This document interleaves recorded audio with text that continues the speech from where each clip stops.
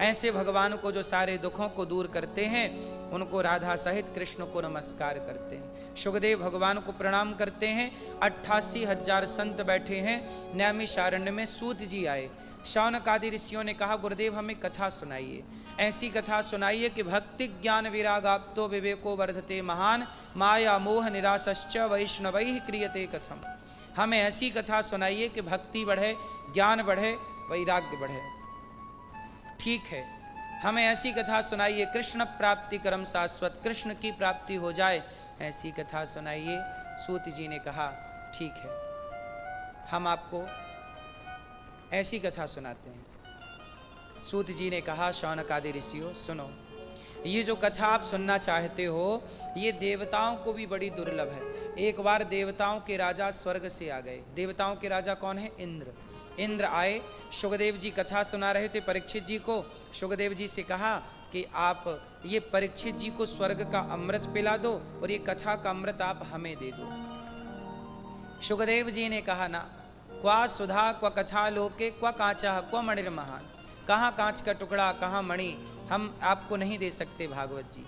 सोचिए, देवराज इंद्र को भी शुकदेव जी ने भागवत नहीं सुनाई, क्योंकि आप इसके अधिकारी नहीं हैं। अच्छा एक बात बताएं, कुछ ज्ञान ऐसा है जिस ज्ञान के सब लोग अधिकारी नहीं होते। बोलो हाँ। जैसे परमाणु बम, इसको बनाने के सारे देश अधिकारी नहीं है। यदि बना लोगे तो धमकी देते रहते हैं फिर कुछ देश, हम पटक देंगे, हम पटक देंगे। बोलो हाँ। कुछ ज्ञान ऐसा है जो सबके लिए नहीं है। आप सहमत हैं इस बात से कि नहीं? बोलो हाँ। ऐसे हमारे वेदों में, पुराणों में, शास्त्रों में भी कुछ ज्ञान ऐसा है जो सबके लिए नहीं है, पर यदि वो ज्ञान सबको मिल जाएगा तो लोग उसका मिसयूज करेंगे, जैसा कि कर रहे हैं। अब मैं एक ऐसे ज्ञान की बात आपको बताऊं जो ज्ञान सबके लिए नहीं था पर कुछ लोगों को मिल गया, तो वो उसका मिसयूज करते हैं। कैसे? जरा सुनिएगा। जैसे चोर के हाथ एक ज्ञान लग गया। चोर के हाथ ज्ञान लग गया कि जो होता है सब भगवान की मर्जी से होता है। तब चोर चोरी कर रहा और बोल रहा, नहीं भगवान की मर्जी है, उनकी मर्जी के बिना तो पत्ता नहीं हिलता। चोर के पास ज्ञान लग गया, जबकि चोर इस ज्ञान का अधिकारी नहीं था। अब चोर चोरी करता है और नाम भगवान का लगा दे, हे प्रभु आपकी मर्जी के बिना पत्ता थोड़ी हिल रहा है, जो हमने चुराया वो आपकी मर्जी थी। लो, अब चोर हो गए भगवान और वो हो गया निर्दोष। अच्छा एक बात बताओ, सब कुछ भगवान की इच्छा से होता है, ये बात सही है कि गलत है? सही है। फिर चोर चोरी करता है तो किसकी इच्छा है?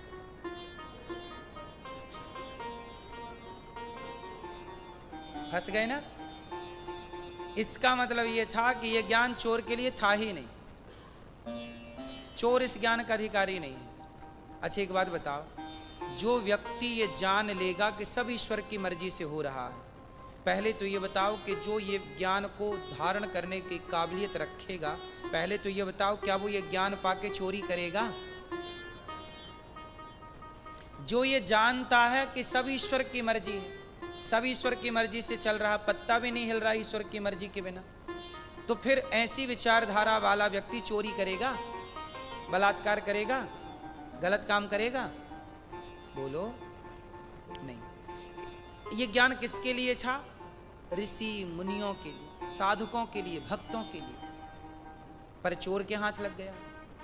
अब चोर मिसयूज कर रहा है, लेकिन अब उस चोर को ये बताया जाए कि भैया सब कुछ भगवान की मर्जी से होता है, पर ये तो बता कि जिस पुराण में, जिस वेद में जहाँ ये बात लिखी गई है कि सब कुछ ईश्वर की मर्जी से होता है, उसी जगह पर पहले ये भी लिखा गया है कि झूठ बोलना पाप है, नदी किनारे सांप है। उसी में ये भी लिखा गया है कि छल करना पाप है, चोरी करना पाप है।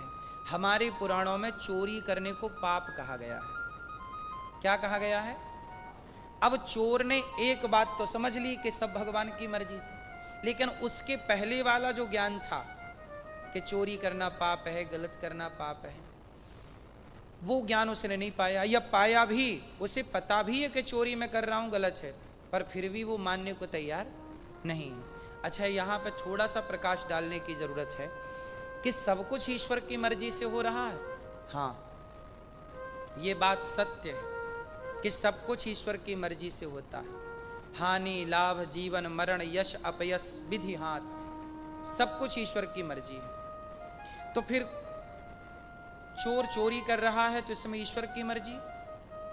देखो, भगवान ने सबके पास बुद्धि दे रखी है, आप सबके पास अक्ल है, आपको पता है कि क्या सही है क्या गलत है। जब आप चोरी करने जाते हैं, जब आप गलत करते हैं, तो आपकी अंतरात्मा एक बार जरूर कहती है कि ये काम गलत है। तो जब ये गलत कह रही है तो वो रोकने वाला कौन था? तुम्हारे भीतर बैठा परमात्मा ही तो था।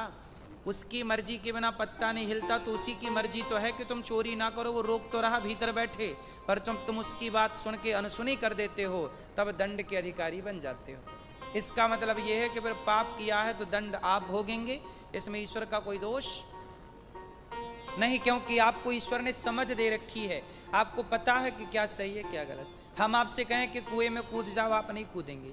हम कहें कि आग में कूद जाओ, आप नहीं कूदेंगे, क्योंकि पता है आपको कि ये गलत है। तो क्या चोरी करना गलत है ये तुम्हें पता नहीं था? चोर से कहा जाए कि तू आग में कूद जा, बोलेगा नहीं मैं जल जाऊंगा। पागल, जब तुझे ये पता है कि आग में कूदना गलत है तो चोरी करना सही है, ये तेरे से किसने कह दिया? मतलब तू अपने हिसाब का तो समझ रहा है और जो सिद्धांत उसे समझने को तैयार नहीं। ऐसे लोगों को फिर दंड ज्यादा मिलता है जो ज्यादा होशियारी दिखाते हैं। तो हमारे यहाँ कुछ ज्ञान ऐसा है जो सबके लिए नहीं, जो श्रेष्ठ जन है, भक्त हैं, जिनके अंदर भक्ति है। जैसे आपके अंदर प्रेम जाग गया भगवान के लिए, आपने सब कुछ छोड़ दिया, पत्नी पुत्र परिवार पैसा सब छोड़ दिया, और भगवान की याद में आप घूम रहे हैं, हे श्रीमन नारायण, हे कृष्ण हे कृष्ण। अब आप जैसे लोगों के लिए ज्ञान है कि सब में ईश्वर को देखिए, आप कण कण में ईश्वर को महसूस करिए, और जो आपके साथ भूख प्यास है ये सब ईश्वर की मर्जी मान के सहिए। सुदामा जैसों के लिए ज्ञान है। सुदामा गरीब थे, खाने को रोटियां नहीं थी। सुदामा जी तो यही कहते थे कि यदि मैं गरीब हूं तो ईश्वर की मर्जी है, मैं प्रसन्न हूं। सुदामा चोरी करने तो नहीं निकल गए कि मैं गरीब हूं तो चलो जी चोरी कर लेता हूं। ये ज्ञान सुदामा जैसे भक्तों के लिए है, ये ज्ञान उन चोरों के लिए नहीं था। तो इसलिए सुखदेव जी ने देवराज इंद्र को मना किया, इंद्र हम तुम्हें भागवत नहीं सुनाएंगे क्योंकि तुम भागवत सुनने के अधिकारी। सोचिए, इस ज्ञान को पाने के अधिकारी देवता भी नहीं, देवता भी भागवत सुनने के अधिकारी नहीं। आप जो सुन रहे हैं भागवत वो सामान्य नहीं है, देवता भी तरसते हैं हम भी भागवत सुन लें। देवताओं को क्यों नहीं सुनाया सुखदेव जी ने भागवत? क्योंकि देवता अधिकारी नहीं। देवताओं के अंदर क्या है? विषय वासना ज्यादा है। अप्सराएं नाच रही हैं, देवता देख रहे हैं। अब जो भागवत सुनने के बाद भी क्लबों में जाके स्त्रियों के कंधे पे हाथ रख के नाचे, तो उसके लिए भागवत सुनने का क्या अर्थ है? बोलो। भागवत सुनने का तात्पर्य ही है कि आप अपने जीवन की मलिनता को दूर कर रहे हैं। हमने भागवत सुनी और भागवत सुन के चले जाएं और शराब पीने लग जाएं और पराई स्त्री के संग रहने लग जाएं, तो इससे भागवत सुनने का कोई लाभ हुआ? भागवत सुनने का तो अर्थ है कि आप गंदे थे तो भागवत जी ने आपको पवित्र कर दिया, निर्मल कर दिया, निष्पाप कर दिया। अब आप निष्पाप होके फिर पाप में प्रवेश करेंगे तो ये आपके लिए सही नहीं होगा। इसलिए भागवत सुनने से तो चित्त की शुद्धि होती है। इसलिए सुखदेव जी ने कहा, इंद्र हम आपको नहीं सुनाएंगे। तब इंद्र को बड़ा बुरा लगा। इंद्र ने तराजू बांधी, एक पलड़े पर भागवत जी को रखा स्वर्ग में। परीक्षित जी का जब उद्धार हुआ तो दूसरे पलड़े पे भागवत जी को रखा और स्वर्ग के सुखों को रख के तौला तो भागवत जी का पलड़ा भारी हुआ। तब इंद्र चरणों में गिर पड़े। तब भागवत कोई पोथी नहीं थी, प्रत्यक्ष प्रकट हो गए भगवान श्री कृष्ण भागवत जी से। बोलिए भागवत भगवान की। तब भागवत जी से प्रकट हुए भगवान। और भागवत जी, ये जो भागवत है ये कोई पोथी नहीं है, एक एक अक्षर कृष्णमय है, इसलिए भागवत जी जरूर सुनना चाहिए। अभी 14 अगस्त से वृंदावन में भागवत जी की पोथी पाठ होंगे, तो आप लोग भी अपने पितरों के लिए, पूर्वजों के लिए, घर की सुख शांति के लिए भागवत जी की पोथी पाठ बिठा सकते हैं। प्रिय भक्तों, हमारे सिख भाई होते हैं गुरुद्वारों में, किसकी पूजा करते हैं? गुरु ग्रंथ साहब, वो ग्रंथ ही तो है। किसकी पूजा करते हैं? ग्रंथ की। जैसे सिख भाई गुरु ग्रंथ साहब की पूजा करते हैं, उसी तरह हम सनातनी भगवद गीता, वेद और भागवत की पूजा करते हैं। ये भागवत प्रत्यक्ष भगवान का वांगमय स्वरूप है। प्रत्यक्ष कृष्ण एव ही, प्रत्यक्ष भगवान का वांगमय स्वरूप है। हमारी भी आस्था भागवत जी के प्रति होनी चाहिए। आप भी भागवत जी पढ़ा करो, रामचरितमानस पढ़ा करो, भगवत गीता पढ़ा करो। केवल हम रखें ना, हम पढ़ें, क्योंकि हमारे सदग्रंथ ही हमें जिंदगी जीना सिखाते हैं। शास्त्रों के हिसाब से चलोगे तो आप कामयाब हो जाएंगे। हमारे सनातन, हमारा देश सोने की चिड़िया था। हमारा देश क्या था? सोने की चिड़िया। क्यों? क्योंकि हमारे यहाँ सब लोग शिक्षित थे।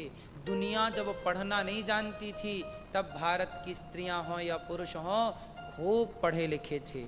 उस आज से 2500 साल पहले, आज 2025 चल रहा है, 2500 साल पहले आद्य शंकराचार्य जी से शास्त्रार्थ एक स्त्री ने किया था।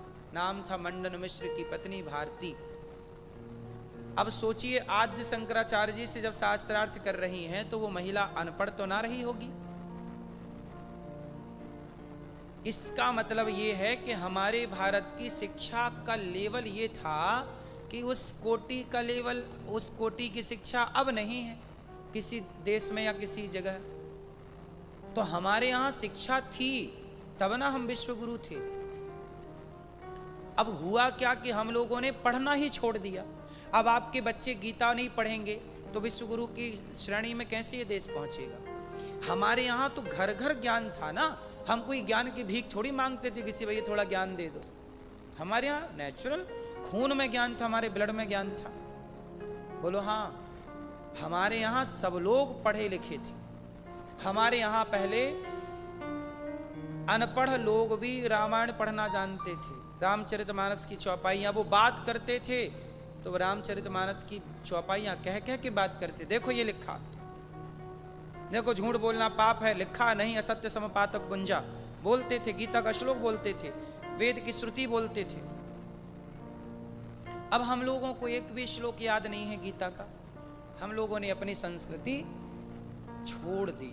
इसलिए कहता हूं, इन ग्रंथों को केवल पूजा करना ऐसा है, पूजा तो करो पर पढ़ो, स्वाध्याय जरूरी। इसी से आपके जीवन में पॉजिटिविटी आएगी। आज समाज में सबसे ज़्यादा बीमारी पता है किस चीज़ की है? डिप्रेशन है, तनाव है, चिंताएं हैं। क्यों? आप लोगों ने गीता पढ़नी छोड़ दी, आप लोगों ने सत्संग करना छोड़ दिया, संतों की वाणी सुननी छोड़ दी, तो डिप्रेशन तो होगा, तनाव तो होगा। संसार को आप जितना देखेंगे उतना परेशान होंगे। इसलिए पैसे कमाओ, जो जरूरत है पूरी करो, और बचा हुआ समय भगवान के चिंतन में परिवार के साथ। इसी से आपका भला होगा। देव राजेंद्र का अभिमान टूटा कि वो भागवत जी को तौलने चले। प्रत्यक्ष भगवान प्रकट हुए, प्रणाम किया। अब सुखदेव जी राजा परीक्षित जी से कहते हैं, राजा परीक्षित जी से कहा कि देखो, नारद जी एक बार सारे तीर्थों में भ्रमण करने गए पर शांति नहीं मिली। नारद जी ने सब जगह सत्यम नास्ति तपः शौचम दया दानम न विद्यते उदिरम भरिणो जीवा बराकाह कूटभाषिणा। नारद जी एक बार सारी सृष्टि के भ्रमण में निकले, तो उन्होंने सब जगह भ्रमण करते करते देखा कि भारत में सत्यम नास्ति, दुनिया में देखा सत्यम नास्ति तपः शौचम दया दानम न विद्यते। आज मानो कली काल में सत्य बहुत कम बचा। आप लोग सच बोलते हैं कि झूठ बोलते हैं? दोनों बोलते हैं। ज्यादा क्या है? क्या है? झूठ भी कुछ लोग बोलते हैं, सच भी। मैं आपसे केवल ये जानना चाहता हूं कि चलो आप झूठ बोलते हैं, पर ये बताओ कि झूठ बोल के क्या पा गए आप, और सच बोल के क्या नहीं मिलता? क्या सच बोल के मेरा पेट नहीं भर सकता? कोशिश करिएगा कि झूठ की रोटियां ना, क्योंकि कोई ना देख रहा है तो भी तो ईश्वर देख ही रहे हैं। हमारे यहां सत्य की बड़ी महिमा है। तपः शौचम, इस कलयुग में सत्य कम बचा, तप कम बचा, शौचम। आजकल क्या है, बुद्धि हो गई है भ्रष्ट। क्यों हो गई है? हमारे यहाँ एक कहावत है, जैसा खाए अन्न वैसा रहे, जैसी राखो शुद्धि वैसी बने, जैसा पियो पानी वैसी बोले वाणी। अच्छा, ये सही है कि गलत है? जैसी शुद्धि वैसी बुद्धि, ये बात गलत है कि सही है? अच्छा एक बात बताओ, आज लोगों की शुद्धि बिगड़ गई कि नहीं? आज कुछ लोग, हम कुछ लोगों की बात कर रहे हैं, सबकी नहीं। कुछ लोग कैसे हैं कि बिना नहाए भोजन बनाने लग जाते हैं, बिना नहाए खा लेते हैं। लघु शंका जाओ, देखो हमारे यहां नियम क्या है, शुद्धि कितनी प्रधान है। लघु शंका जाना चाहिए, उसके बाद क्या करना चाहिए?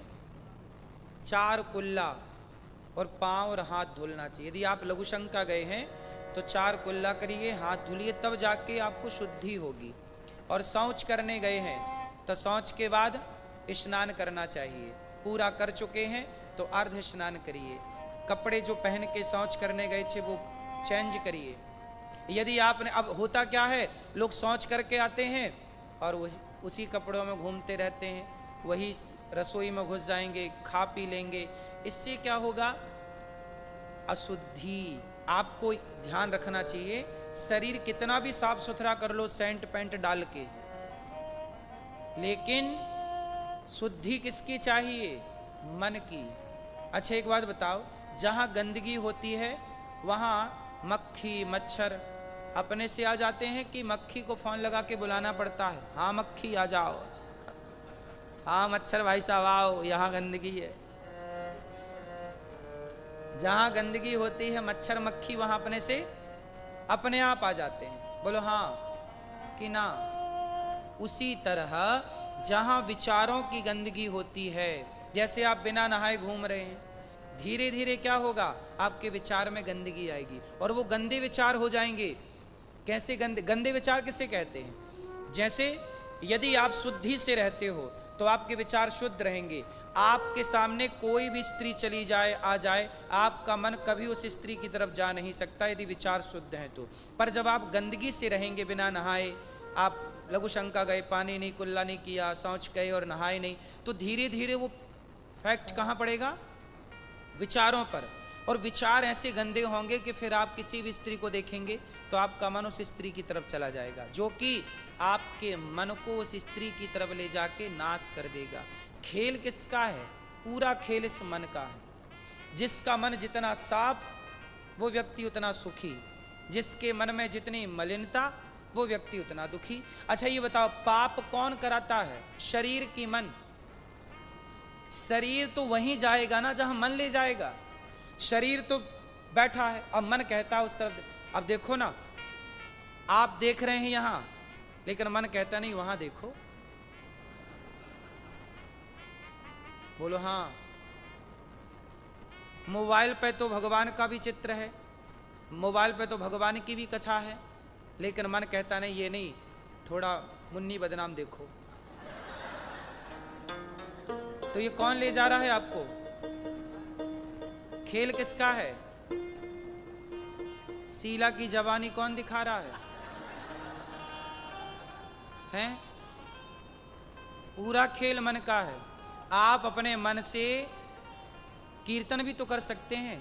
बैठो, आपके पास समय है, सुनना, आपके पास समय है। आप चाहो तो अपने घर में एकांत में बैठ के 10 मिनट आधा घंटा श्री कृष्ण गोविंद हरे मुरारी, श्री कृष्ण गोविंद हरे मुरारी, हे नाथ नारायण कीर्तन कर लो, कथा सुन लो। लेकिन मन कीर्तन की तरफ नहीं जाएगा, मन कथा की तरफ नहीं जाएगा।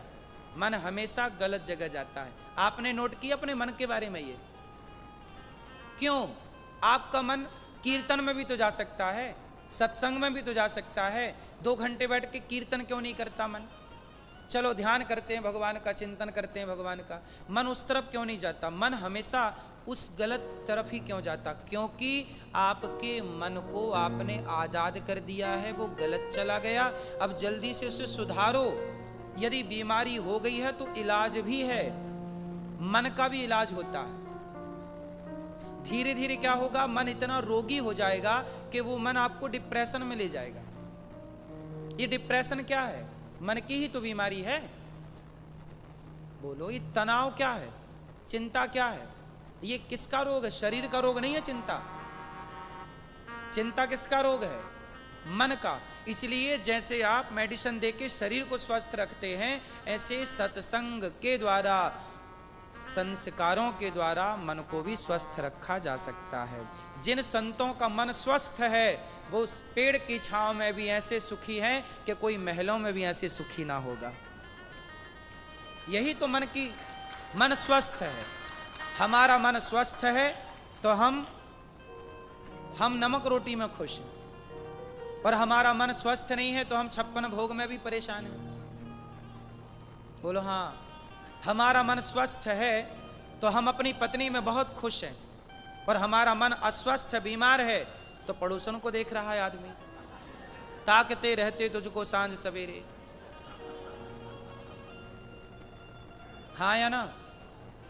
तो ये पूरा खेल मन का है। यदि आपका मन स्वस्थ है तो आपका मन स्वस्थ है तो मन पवित्र होगा। अब आप लोग प्रैक्टिकल करिए कि आपका मन कहां कहां जाता। सूपनखा का मन राम जी की तरफ चला गया। अच्छा, राम की तरफ मन गया, ये गलत नहीं था, पर सूपनखा कहती आप बहुत सुंदर हैं, मेरे से ब्याह कर लो।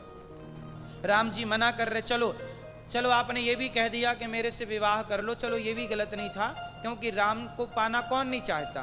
लेकिन अब राम जी कह रहे हैं कि मैं शादीशुदा हूं, मेरी पत्नी वो खड़ी है, मैं अब आपसे विवाह नहीं कर सकता। पीछे पड़ के नहीं, करना ही पड़ेगा। अब ये तो गलत था। लक्ष्मण जी के पास चली गई, अच्छा ये नहीं कर रहे तुम ही कर लो। लक्ष्मण जी कह रहे हम नहीं कर सकते, तो फिर कली गई, अच्छा राम जी आप ही कर लो। फिर नाक कान काटनी पड़ी उसकी। तो स्त्रियों का भी मन चंचल है, पुरुषों का मन भी चंचल है, बच्चों का मन भी चंचल है। इस मन की चंचलता को संभाल लो समय रहते, वरना ये चंचलता तुम्हारा नाश कर देगी। खेल किसका है? पूरा मन का। आप कहीं नहीं जाते, सबसे पहले आपका मन जाता है, फिर मन आपको ले जाता है।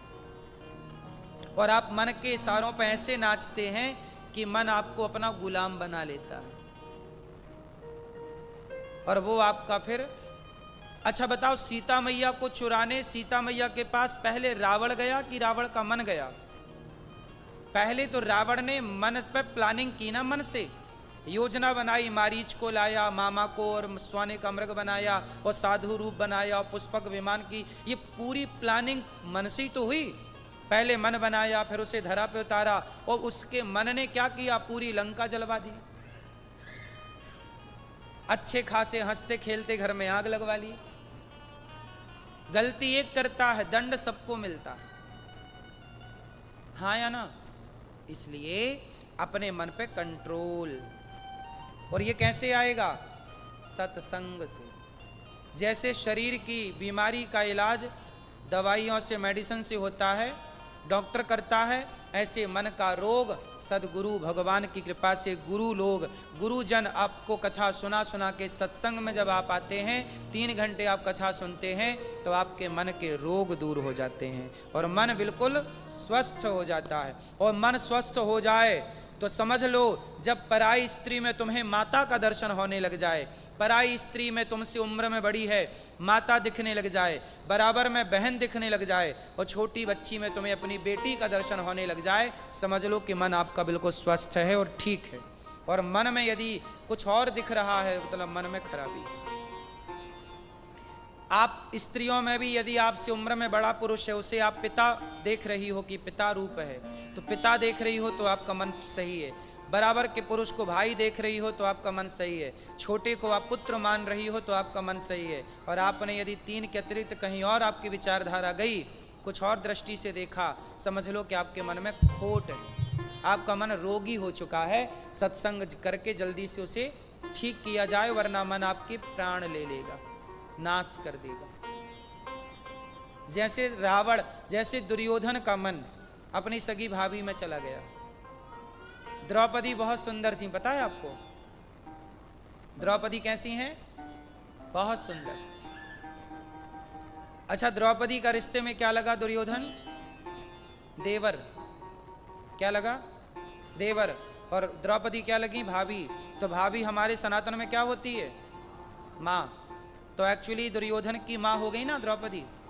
बोलो हाँ, माँ हो गई, दुर्योधन उस पुत्र हो गया। देवर पुत्र समान होता, भाभी माँ समान होती है। तो इस रिश्ते से दुर्योधन बेटा हो गया और द्रौपदी कौन हो गई? माता। लेकिन क्या कर रहा है? अपनी माँ के कपड़े उतार रहा है, क्योंकि उसका मन हो गया है गंदा। अपनी भाभी में उसकी नियत खराब है। कहता है इसके कपड़े उतार दो और मेरी जंघा पे लाके बिठा दो। भाभी को कह रहा गोद में बिठा दो। यही तो खेल मन का है, इसलिए तो नाश हुआ। मन पे कंट्रोल नहीं है। इसलिए कहता हूं, शुद्धि रखो, अच्छा खाओ, सात्विक खाओ, बिना भोग लगाए ना खाओ। अन्न में भी दोष होता है, भोग लगा के खाया करो। क्या खाना है, क्या नहीं खाना, क्या पीना है, क्या नहीं पीना, क्या देखना है, क्या नहीं देखना, हमारे यहाँ सब चीज में धर्म है। क्या है? धर्म। धर्म युक्त दृष्टि हो, धर्म युक्त श्रवण हो, कान। नारद जी कहते हैं कि सत्यम नास्ति तपः शौचम दया दानम न विद्यते उदरम भरिणो जीवाः बराकाः कूटभाषिणः। कलयुग में केवल असत्य ही असत्य बचा है, सत्य तो मानो चला गया। तो आप लोग क्या करेंगे? आज से लघु शंका जाने पर 4 कुल्ला, हाथ पांव और शौच करने के बाद स्नान पूरा कर चुके हैं तो अर्ध स्नान करेंगे। और बच्चों को भी यही सिखाएंगे, क्योंकि शुद्धि से ही बुद्धि अच्छी होगी, और शुद्धि बिगड़ी तो बुद्धि भी निश्चित बिगड़ेगी, है ना मैया? इसलिए पहले के लोग बहुत शुद्धि से, पहले के लोग किसी के घर का पानी तक नहीं पीते थे। ये पानी ना पीने का तात्पर्य ये है कोई छुआछूत की भावना नहीं, छुआछूत की भावना नहीं थी। पहले हमारे यहाँ छुआछूत की भावना नहीं थी। पहले भावना ये थी कि देखो आप मांस खाते हैं, माना कि कुछ मांस खाते हैं आप, गैया का कुछ लोग मांस, कुछ लोग गैया के मांस खाते हैं, कुछ सुअर का मांस खाते हैं, मछली खाते हैं, मुर्गा खाते हैं। अब बताओ, जो भगवान के भक्त हैं, सदा भगवान के भक्त भगवान का चिंतन करते हैं, क्या बताइए वो किसी कसाई के घर जाके पानी पी सकता है? क्या उसके पानी पीने का धर्म है वहां? इसलिए पानी भी सबके घर का नहीं पिया जाता था। पर आजकल तो बोतल का पानी पता नहीं किसके घर से आया है, आप तो रोक नहीं सकते आज। इसलिए पहले के लोगों की विचारधाराएं शुद्ध रह गईं, क्योंकि उन्होंने इतने नियम बनाए थे। आजकल लोग नियम नहीं फॉलो कर पाते। पहले के लोगों का एक ही उद्देश्य था कि मन ना बिगड़े। राम जी 14 साल वनवास में रहे, 14 साल वनवास में रहे। बताइए राम जी का मन बिगड़ा? जबकि वो जंगल में थे, और रावण सोने की लंका में रह के उसका भी मन बिगड़ गया। इसलिए पूरा खेल मन का है। आप लोग राम की पूजा क्यों करते हो, रावण की क्यों नहीं करते? क्योंकि राम ने अपने मन को कंट्रोल किया। जो मन को कंट्रोल करता है वो हमारे लिए आदर्श होता है। जो मन को कंट्रोल नहीं कर पाता उसके पुतले जलाए जाते हैं। इसलिए खेल मन का है। राम ने अपने मन पर ऐसे कंट्रोल किया कि राम समाज के लिए आदर्श हो गए। स्वामी विवेकानंद जी ने मन पर कंट्रोल किया तो समाज के लिए आदर्श हो गए। स्वामी विवेकानंद जी से भी एक महिला ने कहा था, आप बहुत सुंदर हैं, आप जैसा एक बच्चा, एक विवेकानंद और होगा तो देश का भला होगा। तो स्वामी जी बोले क्या चाहती हो? बोले ऐसा करो कि आप मेरे पति बन जाओ और एक विवेकानंद और आएगा, आपका बच्चा आपकी तरह होगा। स्वामी जी बोले राम राम, ये महिला क्या बोली जा रही है? तब स्वामी जी बोले तुझे मेरे जैसा बेटा चाहिए बोली हाँ, मेरे आपके जैसे बेटे और होंगे, और विवेकानंद होंगे तो और अच्छा होगा। स्वामी जी बोले मेरा बेटा मेरे जैसे होता है कि नहीं? एक काम कर, आज से तू मेरी माँ और मैं तेरा बेटा। ये हो गया विवेकानंद।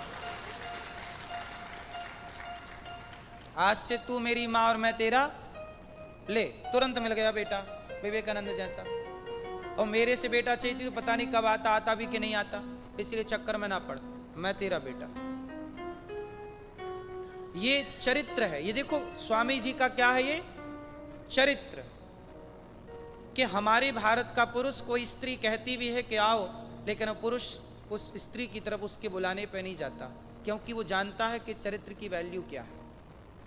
राम से पूछो कि चरित्र क्या है, इसलिए राम की कथा को चरित्र कहा गया। राम चरित्र मानस, राम चरित्र सुनवे को रसिया, राम लखन सीता मन। राम का क्या सुना जाता है? चरित्र। इसलिए राम का चरित्र पावन है। इसलिए कहता हूं आप लोग भी अपने चरित्र को राम जैसा बनाइए। हम राम के पुजारी हैं, हम राम के आदर्शों पर चलते हैं, और चरित्र राम जैसा निर्माण ना कर पाए तो बताइए राम की पूजा करने का फिर मतलब क्या हुआ? राम की पूजा करते रहिए, रोज करते रहिए, रोज आरती उतारिए, पर राम के आदर्शों पे ना चलिए।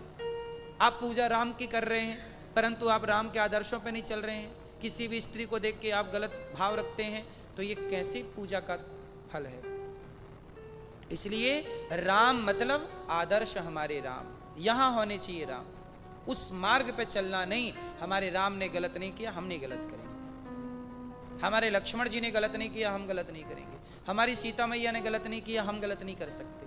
और सीता मैया के पास तो देखो आजकल ये सीता मैया का चरित्र क्या है? रावण लेके गया सीता मैया को और बोला कि सोने की लंका। अच्छा, सीता मैया का मन्ना सोने के मृग में आ गया, किस में आ गया?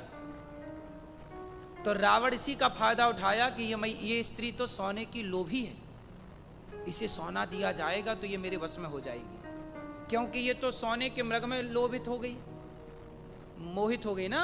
सीता मैया बोली कि सोने का मृग चाहिए, सोने का मृग लाओ। अच्छा, सोने के मृग में कितना सोना होता? एक तो सोने का मृग था नहीं, माया का मृग था, लेकिन सोने का मृग होता भी तो कितने किलो का होता? 20 किलो का होता, 50 किलो का होता। तो रावण बोला मैं इसे जब सोने की लंका दिखाऊंगा तो ये तो मेरी हो जाएगी, तो उठा के ले आया और सीता मैया को खूब सोना दिखाया। देखो ये सोने के खंबे, ये सोने की दीवार, ये सोना, बोल कितना सोना चाहिए? मंदोदरी तुम्हारे कपड़े धुलेगी, मंदोदरी तुम्हारे पांव दबाएगी, हमारी पत्नी तुम्हारी सेवा करेगी, तुम मेरी बन जाओ।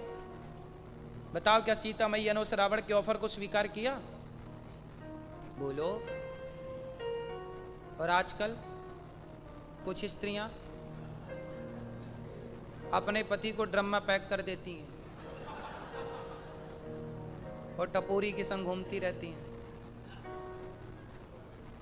यदि रावण के जमाने में ये होती तो ये तो खुद रावण को फोन लगाती, मैं बैठी हूं यहां, आ जा।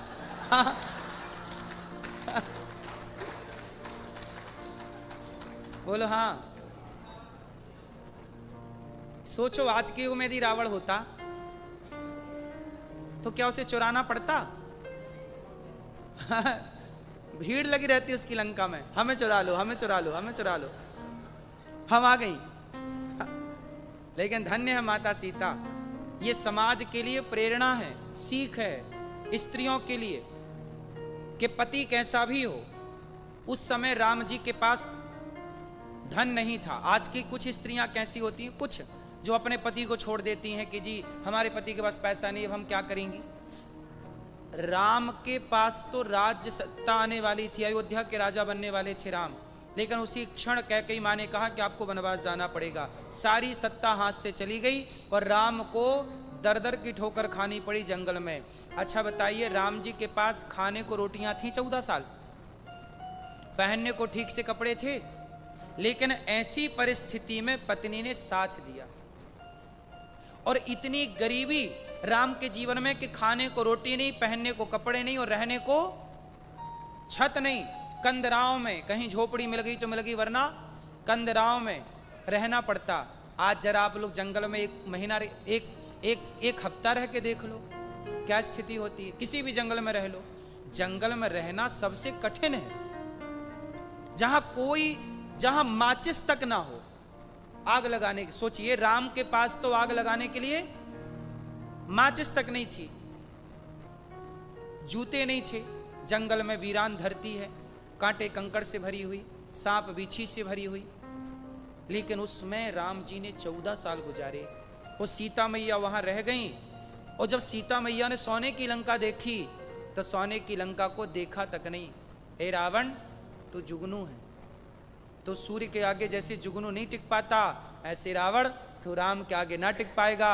मेरे राम के पास भले पैसा नहीं है, मेरे राम के पास भले धन धान्य नहीं है, पर रावण तेरे से करोड़ों गुना चरित्र राम के पास है, इसलिए मैं राम को छोड़कर कभी तेरी नहीं हो सकती। मेरा ख्वाब देखना, मेरा सपना देखना छोड़ दे। राम की शरण में जा, तेरा भला होगा, वरना तेरा नाश हो जाएगा रावण। सीता मैया ने कहा, सोचिएगा चरित्र स्त्रियों का कैसा हो, सीता मैया के जैसा, हर समय अपने पति का साथ देने वाली स्त्री हो। आज कुछ स्त्रियां कैसी हैं, पैसा होगा तो साथ देंगी, नहीं होगा तो नहीं देंगी। लेकिन आप सारी स्त्रियां ऐसी हों जैसे माता सीता हैं, हर क्षण पति का साथ, एक दूसरे का साथ। जैसे सीता मैया ने राम को नहीं छोड़ा, ऐसे राम ने भी सीता मैया को नहीं छोड़ा। राम भी रावण से लड़ गए। अच्छा, राम को क्या फर्क पड़ रहा था, सीता मैया चोरी हो गई कोई बात नहीं, राम जी दूसरा विवाह कर लेते, राम जी तीसरा विवाह कर लेते, राम जी चौथा विवाह कर लेते, राम जी 50 विवाह कर लेते, कौन रोकता। राम जी राजा हैं, और राजाओं के टाइम पे उनके पिताजी ने भी, दशरथ जी ने 3 विवाह किए, तो राम जी भी करते। ले गया रावण तो ले गए, नहीं, नारी के स्वाभिमान और सम्मान के लिए राम जी रावण से लड़ गए, और अपनी पत्नी के लिए रावण, एक ऐसे रावण से लड़ गए जिस रावण का दबदबा देवताओं तक था। देवता भी कर जोरे सुर दिशि भी विनीता, भृगुटि बिलोकत सकल सभीता। वो रावण के आगे देवता भी थर थर थर थर कांपते थे। ऐसे रावण के लंकापति रावण से राम जी लड़ गए। किसके लिए लड़ गए, बोलो। अपनी पत्नी के लिए, अपने पत्नी के लिए लड़ जाए ऐसा पति भी चाहिए। अपनी पत्नी के लिए लड़ जाए ऐसा पति चाहिए। लेकिन राम जी तो रावण से लड़े, तुम अपने मां बाप से ना लड़ लेना।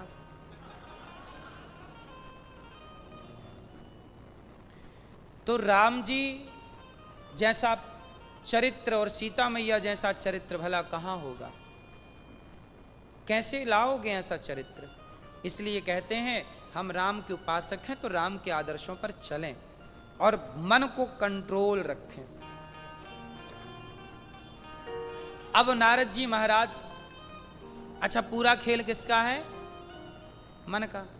इसलिए कहते, ओ पापी मन कर ले भजन, बाद में प्यार पछताएगा, जब पिंजरे से पंछी निकल जाएगा, जब पिंजरे से पंछी निकल जाएगा। तो मन को बड़ा कंट्रोल करके रखना चाहिए। नारद जी महाराज कहते हैं कि मैं वृंदावन आया और वहाँ एक नारी को देखा, स्त्री उदास। देवी तुम कौन हो? तब उस नारी ने कहा, अहम भक्ति ऋतिख्याता इमौ में तनयौ मतौ, ज्ञान वैराग्य नामानौ, काल योगे नजर जरऊ। अहम भक्ति ऋतिख्याता इमौ में तनयौ मतौ।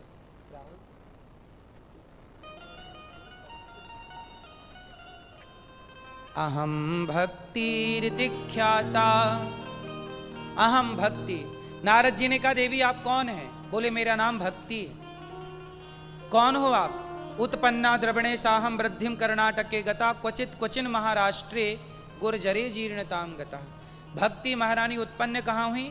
उत्पन्ना द्रवणे साहम, द्रवण देश मतलब हृदय, भक्ति यहाँ उत्पन्न होती है। वृद्धिम कर्नाटके गता, कानों से जब कथा सुनते हैं तो भक्ति महारानी बढ़ती है।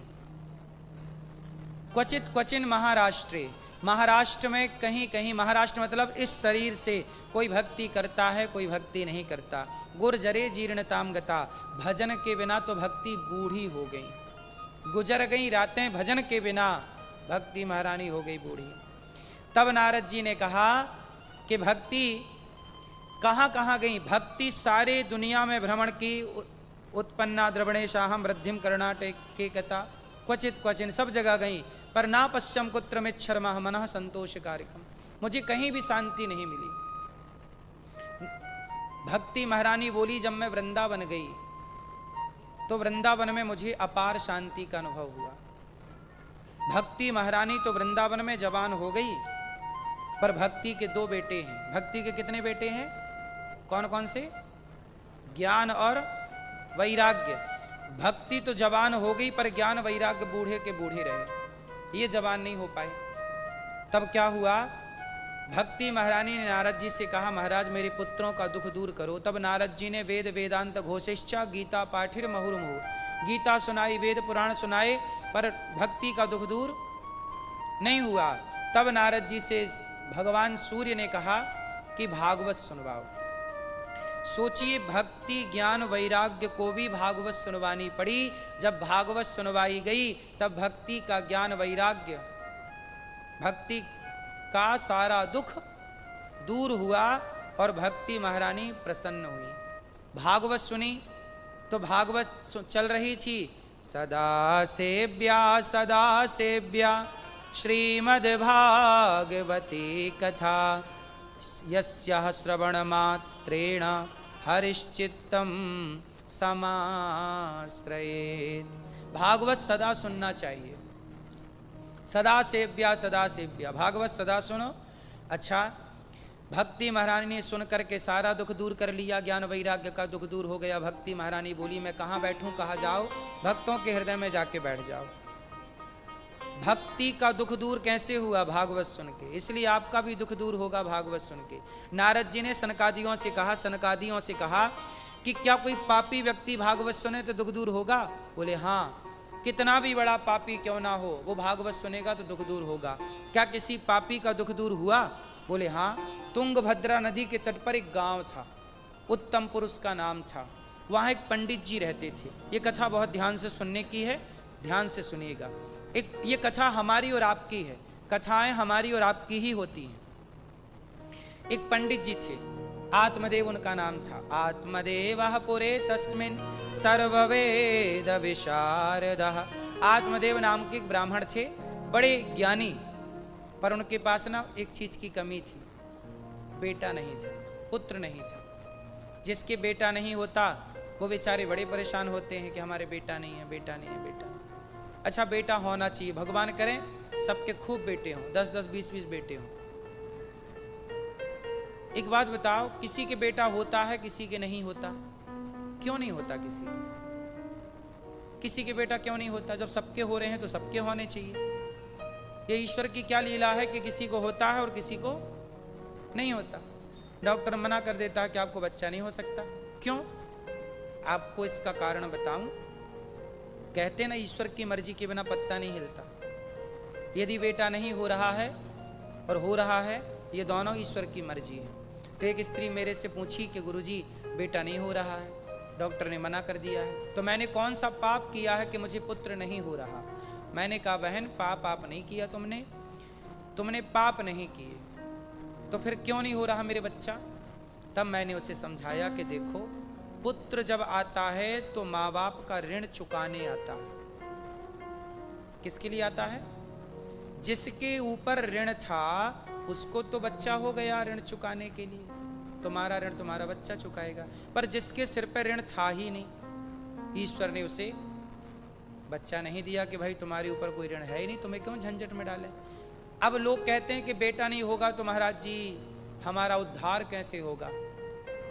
अरे बेटे से उद्धार होता है क्या? यदि बेटे से उद्धार होता तो मीराबाई का तो फिर उद्धार नहीं हुआ होगा, क्योंकि उनके तो बच्चा नहीं था। क्यों? मीराबाई के कोई बेटा था तो क्या मीराबाई का उद्धार नहीं हुआ होगा? अरे मेरी माँ, बेटे से उद्धार नहीं होता, भगवान की शरण में रहने वाले का, भक्ति करने वाले का उद्धार हो जाता है। और ऐसी भक्ति ना करो तो 10 बेटा पैदा कर लो, उद्धार बेटों से थोड़ी होता है। मीराबाई का कल्याण हुआ कि नहीं? बोलो हाँ। तुलसीदास जी का बेटा था, सूरदास जी का बेटा था तो इन लोगों का उद्धार नहीं हुआ होगा क्या? इसलिए बेटा मिल जाए बढ़िया है, नहीं मिले तो ईश्वर की कृपा है, हर हाल में प्रसन्न रहो। और बेटा तो यशोदा मैया के भी नहीं है, पर कृष्ण को अपना बेटा माना कि नहीं? जब यशोदा मैया ने कृष्ण को अपना बेटा माना तो आप भी भगवान को अपना बेटा मान लो। कुछ भी जाकी रही भावना जैसी, भगवान से नाता जोड़ लीजिए, भगवान से अपना संबंध जोड़ के प्रसन्न रहिए। एक सज्जन बोले, महाराज जी हमें बेटा नहीं है, हम मरेंगे तो हमारी चिता पे आग कौन लगाएगा? हमने कहा, पागल, आज के युग में तो आदमी मरता है तो बेटा आग नहीं लगाता, मशीन ही राख कर देती है। मशीनों का युग है। अब तू किस युग में जी रहा जहां बेटों की जरूरत ही नहीं है?